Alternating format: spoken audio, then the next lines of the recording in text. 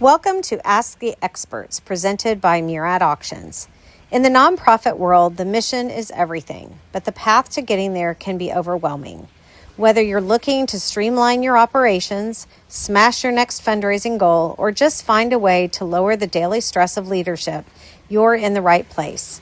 During each session, we will sit down with top industry experts to bring you real-world insights and actionable advice designed to help your organization thrive. I'm your host, Claire Murad. If you're a growing nonprofit who wants to raise more money, get expert help without hiring full-time staff, and finally build steady, predictable fundraising income instead of guessing your way through the year, you are in the right place. Today, I'm talking with someone who has helped countless small and mid-sized nonprofits transform the way they raise money from individuals and corporations. Kirt Manecke is my guest, and he is a nonprofit consultant who specializes in helping organizations build strong, reliable revenue streams. We're going to dig into what's working right now in donor engagement, how to cultivate long-term supporters and corporate partners, and the systems that every nonprofit needs to grow sustainably. Let's jump in. And so thanks, Kirt, for joining me this morning. Oh, you're welcome, Claire. Thank you for having me. Sure, absolutely. So when we were chatting, you were telling me about your business and how you work with nonprofits. So I just thought, why don't you, in your own words, why don't you give us an idea of how you help nonprofits in their fundraising endeavors? Sure. I help nonprofits who are ready to raise funds. I help them with corporate partnerships as far as giving them the confidence. I can do coaching, or I can do fractional, which they call on demand fundraising. So I can help them actually do the work. And I think the coaching works well because it's repeatable, it's sustainable. I also help them with individual giving and public relations. So getting the word out, which really is important to warm up corporate donors. Okay, that's great. So tell us, what is a fractional development director? It's a terrible term, but it's kind of like a part-time, but you're really not part-time. You're on demand. So you might have a certain amount of work that you'll do per month for the nonprofit, or you might say, I'll provide 45-minute coaching sessions for you per month, if that's what they need on a retainer basis. And usually with fractional, it'll be like a minimum of 6 months. So it's perfect for organizations, Claire, that don't have a full-time development director, maybe can't afford one or aren't in that phase yet, and neither need a band-aid, or just maybe they just want freelancers and they don't have the commitment of maybe $100,000 development director by the time you have the benefits and everything else. So think of it as on demand, or a consultant who you can call for a number of times whenever you need their help. Okay, that's great, because to me, it makes me think of a nonprofit that, they really need to have a development director. They need someone who understands how to connect with donors and how to connect with corporate partners, but they don't have the funds to hire that person yet. So they could hire someone like you or a fractional development director to do the work to give them the growth that they need, so then they could afford to hire a full-time development director. Is that kind of how you see it working sometimes? You explain that better than I do. Well, and the big advantage of that is you're getting somebody with years of experience, where a lot of times for a first-time development director, and I'm not knocking the young people out there at all, but sometimes they'll get somebody fresh out of college, or somebody that really doesn't have any experience, or somebody on their staff that they're moving into that position, and then they're kind of focusing on grants. So you're almost better off for a while, whether it's me or somebody else, getting somebody with experience who's an on-demand fundraiser, who knows what works and doesn't work, and they can tell you, no, that's not what you want to do. You'll lose money in that, but here's what we want to do. Where somebody that doesn't have those years of experience is going to find that out, but they don't know that right now. Right. So it's almost like you can set them up for success and help them understand what that new development director needs to do once they hire them. Beautifully said. Yes, that's so important, because then, like you said, when they get the development director, they'll be able to kind of guide them and say, okay, we found out that print newsletters work. So here's what we want to do with the print newsletter. Here are the stories we need. We do need a better reply envelope, things like that. Got it. Understood. So, I want to ask you a question. So, there's more than one way, obviously, for nonprofits to receive funding. A lot of nonprofits are funded by grants. That's made 2025 kind of a hard year for those nonprofits because a lot of the grants either went away or required additional applications, and it just made it a hard year in 2025. So, what are some other ways that nonprofits can seek funding? What are some other sources of funding for them? Great question, Claire. Individual donors, that's the largest base of where money comes from to nonprofits. So you really want to build that individual donor database, and you really want to think of individual donors as guests in your home. And you almost want to think of it as dating. A lot of nonprofits will say, well, we have a few individual donors, and I'll ask them, how much are you contacting them? And they'll say, well, we send an end of the year impact report or a letter in December. Well, think of it like dating. If you only talk to the person you're dating in December, how is that relationship going to work? And how are they going to respond to you come December? Probably not very well. So, individual donors, keeping in consistent contact with them, corporate partners are huge. And, if you have a big enough staff, then sure, go after grants, especially the ones that you think you have a good feeling that you're going to get. But they're very competitive. I would focus on, if you still want to do grants, I would focus on local family foundations who, you look at the guidelines and you find out if they fund what you do for your cause. I'd also look at local community foundations. They usually have grants that they give to local nonprofits, or they know family foundations. And lastly, I would look at service organizations. Like, I'm a member of a Rotary Club. Mm. That's a very underutilized way to get really easy grant funding, especially if you're into the environment or you help youth or you're in the local community. And I think probably the same thing with Lions Club if you're doing some, and Kiwanis Club, like for kids. So that's what I would look at. And if you have a big enough staff, like I said, then you can go after the big grants, but they come with a lot of ties to them. It's usually not unrestricted funding, meaning you just can't put it for whatever program you want. And it's very time consuming to report back. So I love the individual donors and I love the corporate donors. I think that's the way to go. Okay, so less strings attached to the individual and corporate donors typically, and maybe a little bit easier to connect with. Yes. And the smaller grants like Rotary, those are great. It's a half-page grant application. You go in. And the advantage of doing some of these things too, like with Rotary, people like that are in service organizations, they're already giving, they're used to giving, they're used to volunteering. So that's your perfect target audience.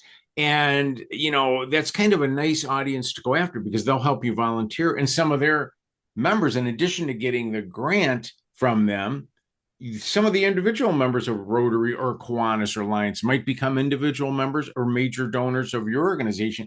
And I've seen that happen. Oh, that's a great idea. So you're not only tapping into the Rotary, but then all the members of Rotary Yeah.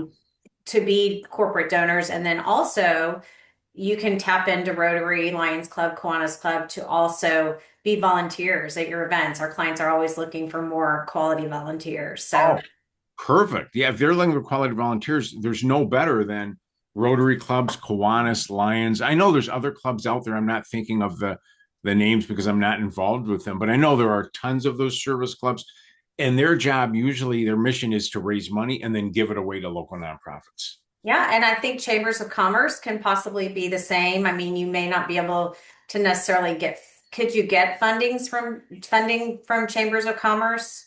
I just joined Typically, one and I used to go to a lot of them. I don't believe so, but I believe, like you said, I believe they can connect you with a local community foundation or possible businesses that would be interested in partnering.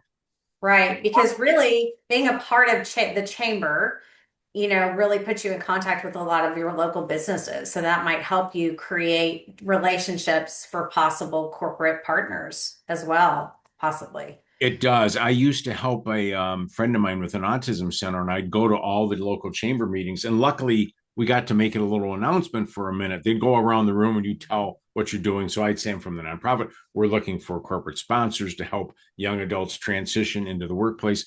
And afterwards, a gentleman came up to me from a big company and he said, I would be interested in being a corporate sponsor. And he did. So those are, like you said, that's a great idea, the chambers.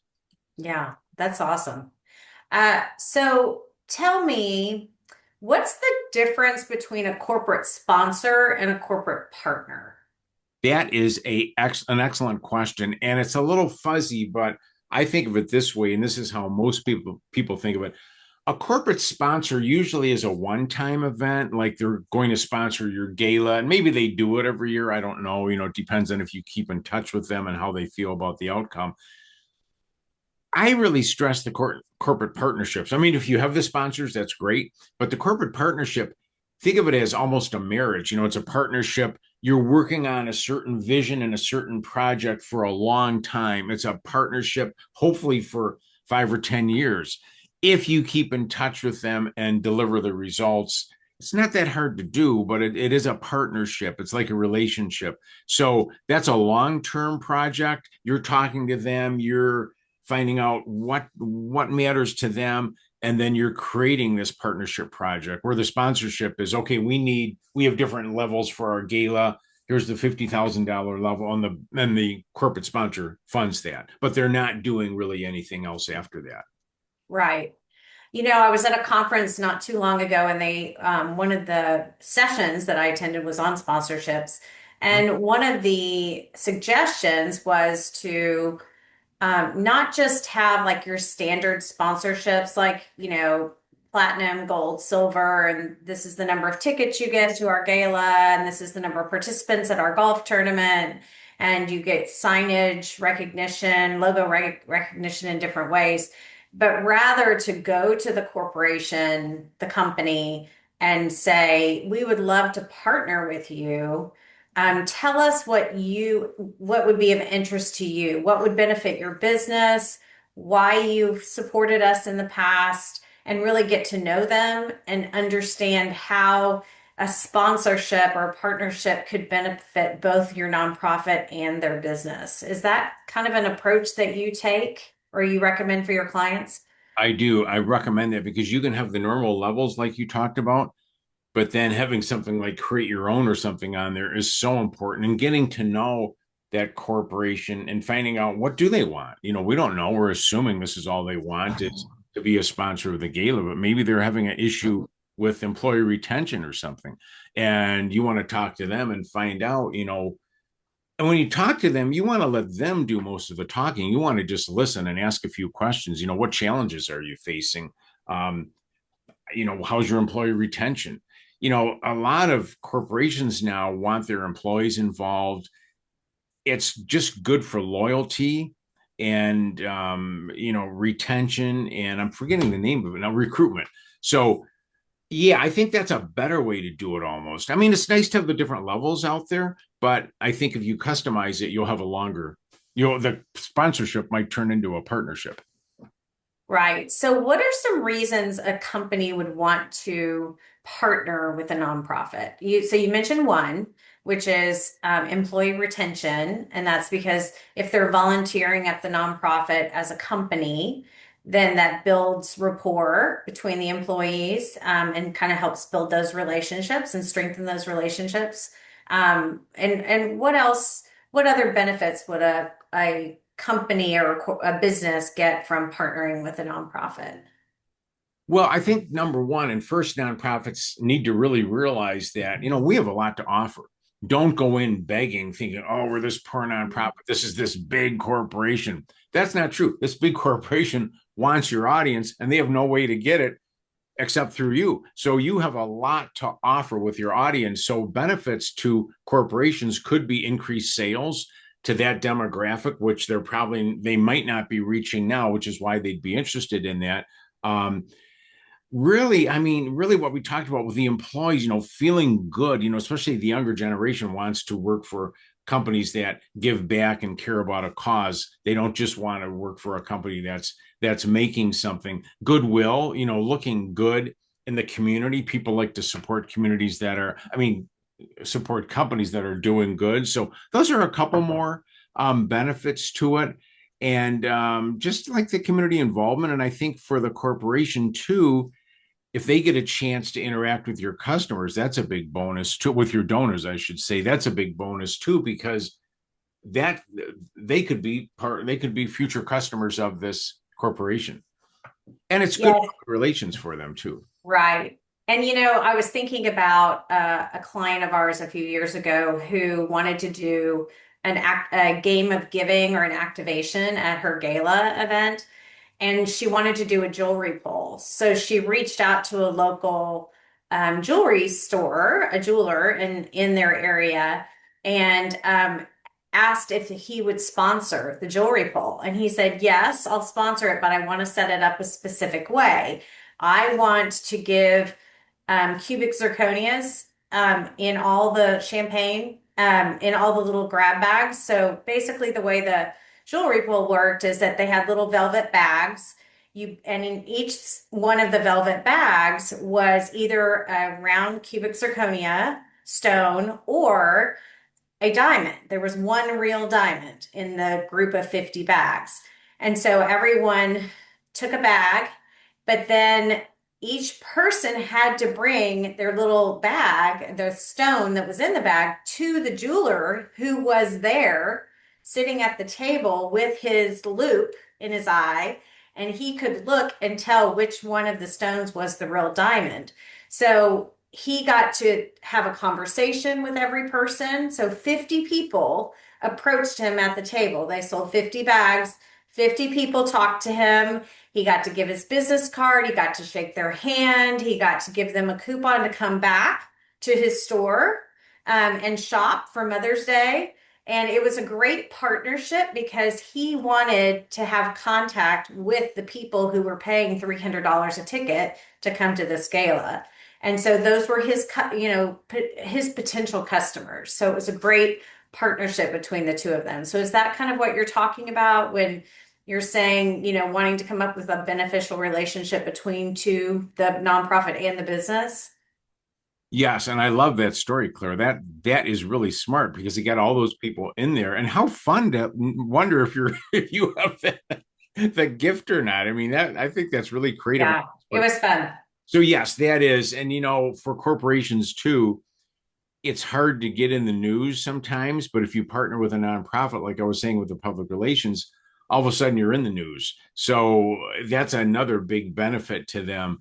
But I love that story. So Mm. that is what I'm talking about. Creative ways to just talk about and brainstorm, come up with some things that would be beneficial to them and that work for you. And you want to think of those beforehand before you meet with the corporation. And one thing I always tell nonprofits is, it's all about relationships. So do your homework.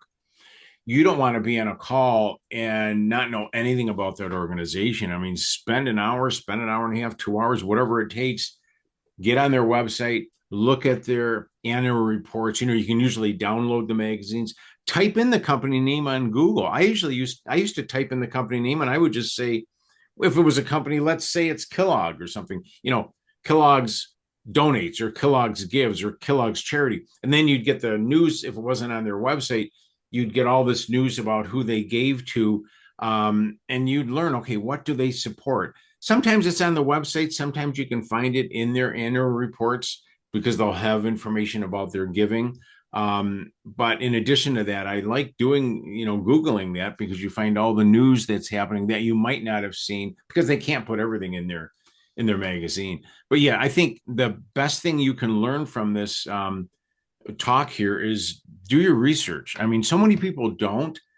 And then they talk to the corporation and the corporation will be like, wow, we just launched this new program with clean water. I'm sure you've heard of it. No, we haven't heard of it. Well, it's right on the front page of their website. I mean, it's on their social media accounts. They know immediately that you didn't do your homework. So if you do your homework and show them you put some effort into it and that that they might be a good fit, that goes a long way. Yeah, that's such a simple thing, right? Just be Yes. prepared when you go and talk to them and make sure that you have done your homework. Wow, that we can take that advice and apply it to all of our meetings and all the people that we're interacting with. Just, going on LinkedIn before you have a meeting with a donor, making sure you know where they work, what their position is, so that you can ask them questions about themselves, when you're meeting with them. So I think that's interesting, and great advice. Thank you. So let's talk a little bit more about why corporate partners are so important. I mean, why should we go after corporate partners? Well, I think 2025 taught us a big lesson. And when I ran a nonprofit, I never relied on grants. I focused on individual donors and corporate partnerships. Grants should just be looked at as icing on the cake, not your funding. So corporate partners provide that income for that gap that you're going to be missing with the grants. And corporate partners diversify your income. The thing I love about corporate partnerships is if you do it right, and I always used to think this way. I want that company to be so happy at the end of the year. I want them to say, are we ever happy we invested in Kirt's nonprofit? We would have never had this kind of publicity or sales without it. So I want them to think that way. And if you do this right, they'll increase their funding every year. And the other advantage of this is if you do this right, they will actually, post things about your organization because they want to look good too. So you give them things to post on their social media pages.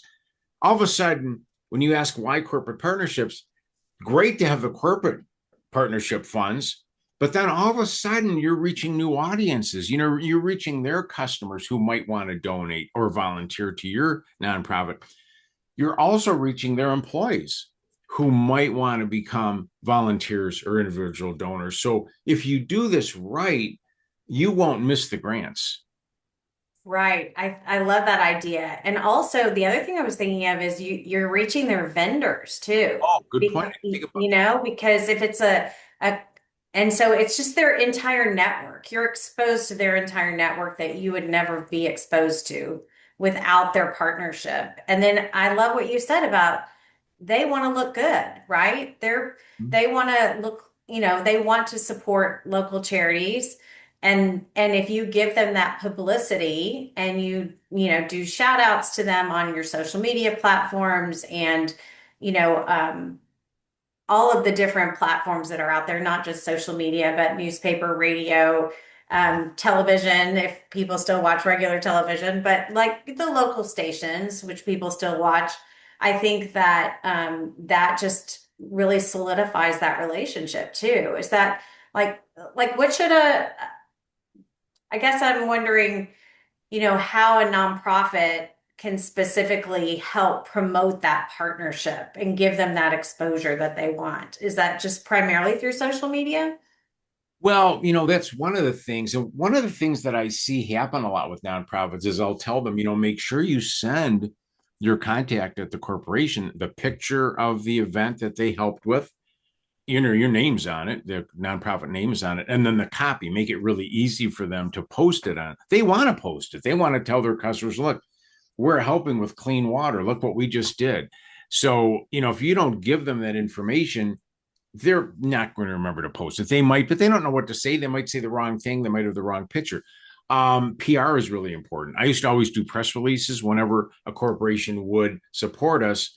We had Weyerhaeuser. I'll use that as an example. Just Weyerhaeuser now supports, our land conservancy. And we had some tips in there on forestry. So to answer your question, social media is so important, but also getting the word out to the media because they'll put it online, they'll put it on YouTube, doing a press release.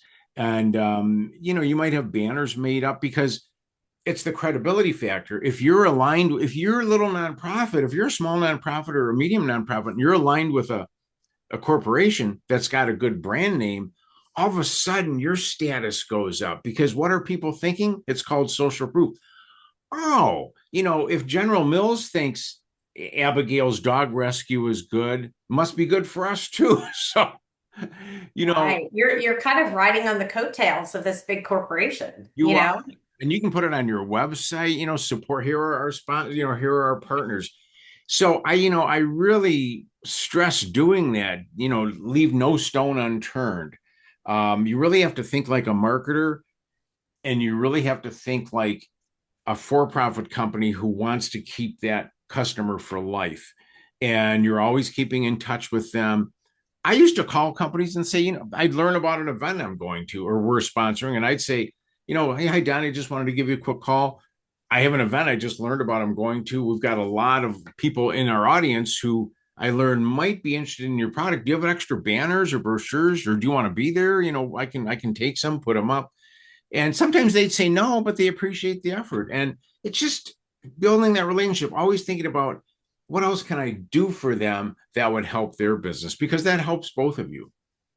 Right. So, like, how often do you think that a nonprofit should reach out to their corporate partners in I a used year, to reach like out in a once a year month. or in a month? Oh, in a year, I'd say 12 times, once a month. Okay. Excuse me, it can be a lot of work, but it's just worth it. I mean, if you don't do that, people change jobs. Like, you might have one person you're contacting and you might think, oh, we're set for next year. But then if you wait 2 months and you find out at that point, and it's, November, that person left, and they left 2 months ago, but you didn't contact them, then you're scrambling to create a new relationship with this person, and they don't know anything about you. And they might be like, well, shoot, I wish you would have called us, 2 weeks ago. We just signed up with a new nonprofit. We didn't know, we didn't have any contact with you because I just started this job, so we didn't know about yours. So I say once a month. So, I mean, what is your excuse Uh, for reaching out to them once a month? Like, what would you call them oh, about? usually I just say, I'll just call, and it's kind of like, I took a class once and it was given by two great Harvard professors. And they said, you know what? Everybody's all worried about what you say. Just act like when you say, please pass the sugar. And I thought that was good advice, because I do that too. Like, what should I say? But so I just call them and say, hi, Don, just wondered how you're doing. If there's anything, is there anything I can do for you? So just ask them that. And they might say, well, yeah, we've got this new product launching, and it's coming out in 2 weeks. And I'll say, well, why don't, if you want, would it be helpful if we shared it on social media? Because our customers would love it too. Do you have an image and some words that you can send me, or would you rather I take it off? Try and do the work for them, or would you prefer that I go to your pages and take the picture off, the photo off, and the words, whatever you want? And they'd be, that would be great. Sometimes they don't follow up, so I'd call back again, or I'd email and just say, don't want to bother you, but you want to be persistent but not pushy. But did you still want me to share that? So, and then the next month you might just say, I don't know, I didn't realize we've got an event. If you want to come to it, meet some people, we have an event next Saturday night, and you're welcome to bring your wife or your husband and come and mingle. It's a fun event for the family, and you might meet some customers too. So just those types of things. Just be a person, be their friend. Be their friend. That's what I thought too when you said that. It's just like when you call a friend. How are you doing? What can I do to help you? How have you been? Just knowing who they are, knowing what their husband or wife's name is, just having just a conversation, a catch up, right? And so few people do that anymore, right? It's all on text. And I think just pick up the phone, make a quick call, make a connection. It's good for everybody. So that's great advice, Kirt. I love that. Thank you. Um, And don't even think about selling, just think about helping. Because if Helping. you do that, Yeah. they're naturally, I never even thought about selling. It was more, I was so grateful that they funded us. What can we do for you? And then naturally they'd give you more next year. It's how that works, kind of. Don't think about selling, think about helping. Exactly. Yes. That's great. That's great. I love that. So let's talk a little bit about um, this might be kind of touchy. Let's talk a little bit about social etiquette involved in reaching out to corporate partners. So you just talked about reaching out, thinking about, instead of selling or instead of always talking about your nonprofit, just how can you take care of that person that you're calling?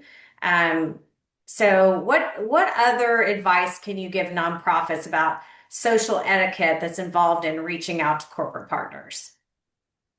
I love that question, because I've been in a corporation and I've seen some emails come in and they'll start with, hey, and they won't have a name. So, number one, if you're emailing a corporate partner, which sometimes you do at first, and then you call to follow up, use proper grammar. It would be hello, Mr. Knight, or hello, Jack, however you want to do it, or hello, Samantha.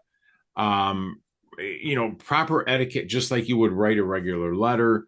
It's not slang, no acronyms, full sentences, double check your spelling, double check the email before you send it. Make sure your signature's on there with your phone number. Don't make them have to dig to find your contact information. If you're on a virtual call with them, show up early. I recommend showing up 15 minutes early because just like today with you, my Zoom wanted to upload. So that takes 5 minutes. It wants to update the software. You never know when that's going to happen, or maybe you have a computer glitch.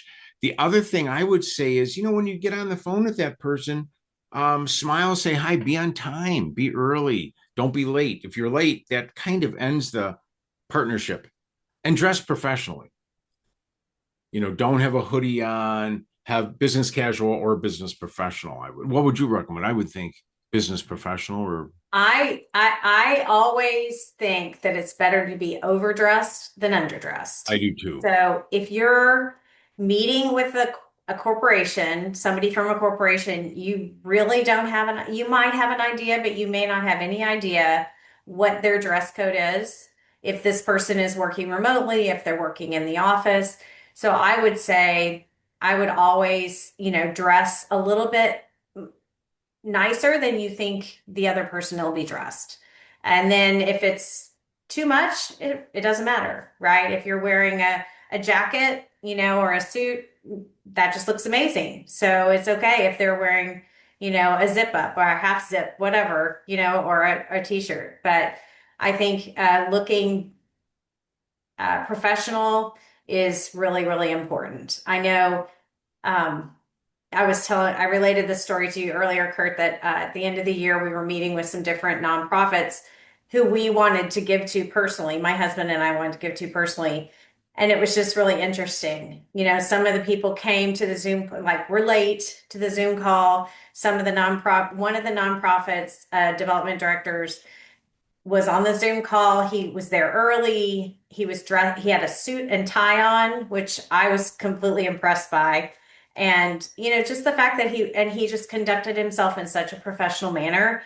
And, not coincidentally, I mean, that this didn't have all the decision wasn't made from that, but they were the nonprofit we gave the most to, just because he was on time. He was very timely in his communication with us leading up to the meeting. He was very efficient. I mean, as soon as, we called and told him we were interested in giving, he sent an email. Thank you immediately. He sent the calendar invitation for us to get on a Zoom call. He was on the Zoom call early. He was dressed professionally and conducted himself professionally throughout the whole meeting. So, and the other thing that he did, which I thought that I was impressed by, is we started the conversation with, well, what projects are you trying to fund right now? And he gave us a couple of different projects, none of which appeal to us. So it was kind of interesting. Our reaction was kind of like, okay. And he said, well, what are you interested in? What are you interested in funding? And then we told him what our interest was. And he said, oh, okay, I have a project that I think fits your interest. So just that question saved it, right? Just because he asked us what we wanted. So have you seen that happen before in corporate partnership meetings or in meetings with donors with your clients? I love that story. That I was guessing, and you mentioned that before, but I forgot. But I was guessing he'd get his nonprofit would get your donation. I have, and I think that brings up a good point. Just reinforcing being dressed properly, and what you just said there is a great template for nonprofits to use when they are meeting with a corporation. Exactly what he said, an open-ended question to what they're looking for as far as funding or helping their corporation. So I have seen that happen. The biggest mistake I think nonprofits can make, and I hear corporations tell me this, is they'll have a 20-minute meeting and 19 and a half of the minutes are taken up by the nonprofit, what they call product dumping, just telling all about the nonprofit. And really, you want to talk about the nonprofit for 30 seconds and have 19 and a half minutes be about the corporation listening, because you need to find out what are their wants and needs. And you made a good point, Claire, about that gentleman. And I would suggest, and you mentioned how he was prompt. So I would suggest with these emails or phone calls, get back to these people like a minute after, as quickly as you can, not 2 days from today, not even tomorrow. Get back, because you're competing with other nonprofits. So get back. So if you get to your desk and they called, you call them right back, or you get that email, you email them right back. That's so impressive. And when you get on that phone call, thank them for meeting. Say, thank you, Rick, so much for taking the time to meet. I know you're busy. So just, I think it's just common courtesy is what we're talking about, Claire. Right. It's just, building those relationships and just being professional. I think that's the biggest thing of all. And if it's a matter of, taking a professional etiquette class, Googling how to be professional, what is professional etiquette? If it's something that if as a nonprofit, if you've never been in the business world per se, I'm not saying that the nonprofit world does function a little bit differently than the business world. And I think that, the people that we interact with through our business who've been a part of the business world, I just see a different way of approaching things. And I think that if the nonprofit world can take some cues from business etiquette, the business world, and maybe I love what you say about the fact that the nonprofit is a product. You're selling your nonprofit to this corporation. So you need to really communicate to this corporate partner why your nonprofit is a good fit for them and how it benefits them.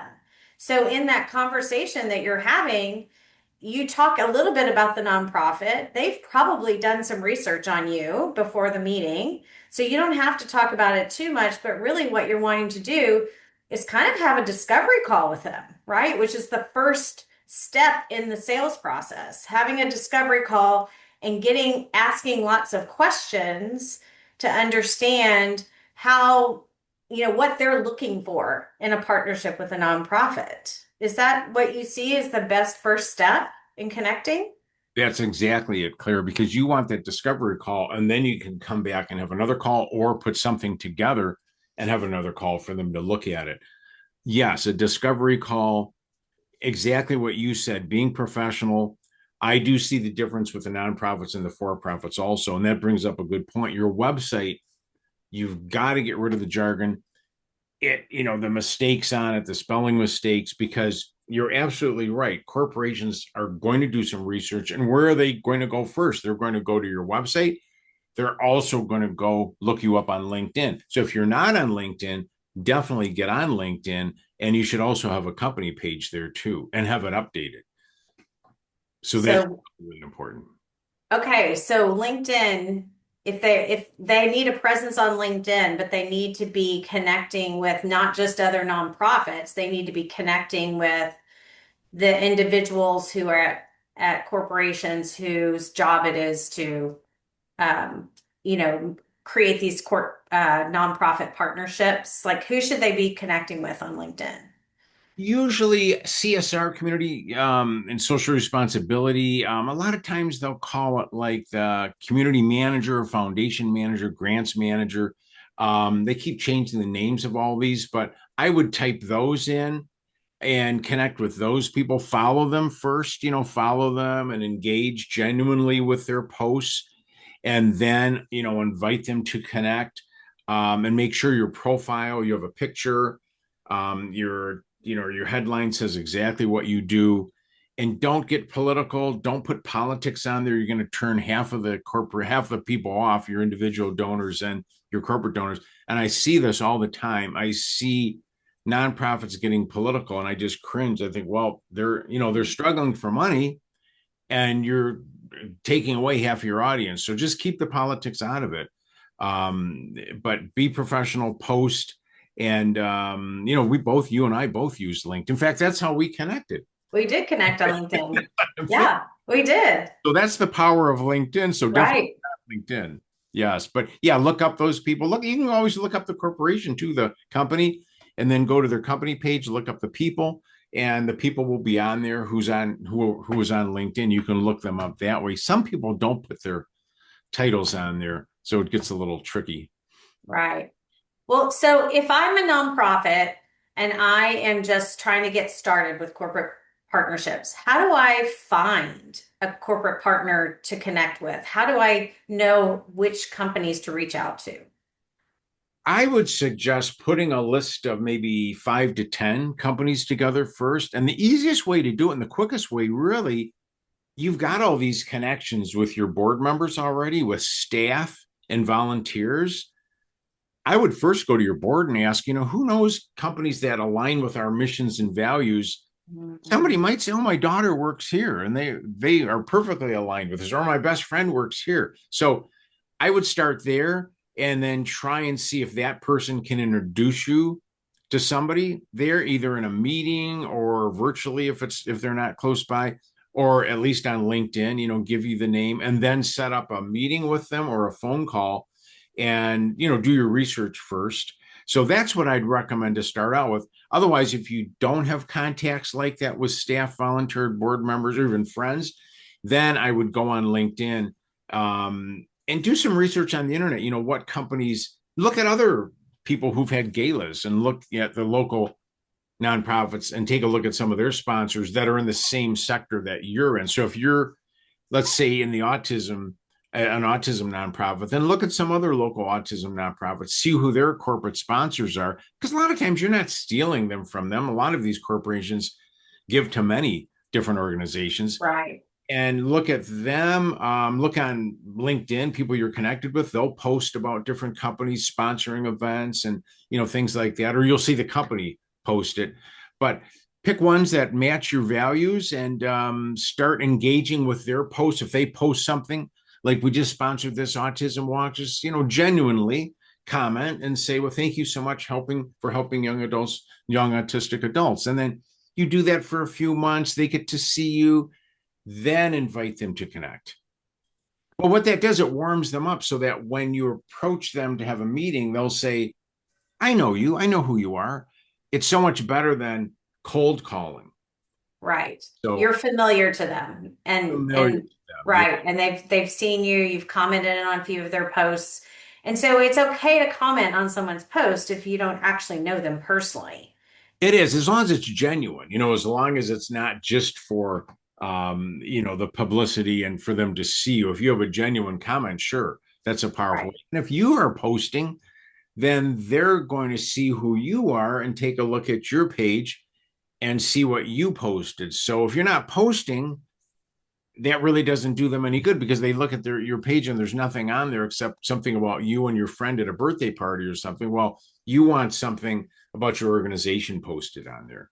Right. LinkedIn is not Facebook. It's not Instagram. It's not TikTok. It needs to be professional, right? Yeah. I think people get a little put off when people are posting all this personal information. I actually saw someone posted, "Hey, all of you who are out there, remember LinkedIn is not Facebook. Let's just be business. Yeah. Let's just be professional," which I thought was so funny. But it Well, was, it is. And yeah. don't put something political on your personal page because that corporation is going to see it. And if you're political one way or the other and you're not aligning with that person's politics, well, you just blew the whole corporate partnership. So Right. don't put politics on LinkedIn. I see this happen. And like I said, I just cringe when I see it. Oh, that's such an interesting point. That's really smart because you've just literally you've limited half of your potential partnerships, right? Because, and it doesn't need to be political. You don't need to share your political views on LinkedIn. There's really no reason to do that. You just want to share information about your nonprofit, the good that you're doing, showing examples so that they can easily look at your LinkedIn, see your pictures, see your posts, and get a really quick idea of what it is that you're doing. Uh, I think also once you start building these corporate partnerships, it probably would be a great idea to, the post that you were talking about putting out there for the different partners. So if a potential partner is looking on your LinkedIn and they see that, ABC car dealership is part of is a corporate partner for you and they see you there at their dealership doing a silent auction item pickup at their dealership, then they're going to be like, wow, this is amazing. Like they're bringing customers into the dealership. Maybe we should, actually, maybe we should connect with them also so that they can bring customers or bring their supporters into our car dealership as well. So I think that having those type of posts up there just help them see what you're doing for your other partners so they can kind of get an idea of what they could get out of that partnership too. I love that idea. What's going through my head too is the credibility factor, because they're seeing that whole what they call weapon of social proof. We tend to do what other people do. We tend to like what other people like. So if they see that car dealership invested in them as a corporate partner, they're going to think, I wonder if we should, like you said, I wonder if we should be a corporate partner too. And exactly what you said, maybe we can do that to get customers in our business, because right now we don't have access to their customer base. Right. That's a The nonprofit has a valuable potential customer base for that potential for your nonprofit has a really valuable potential customer base for that corporation.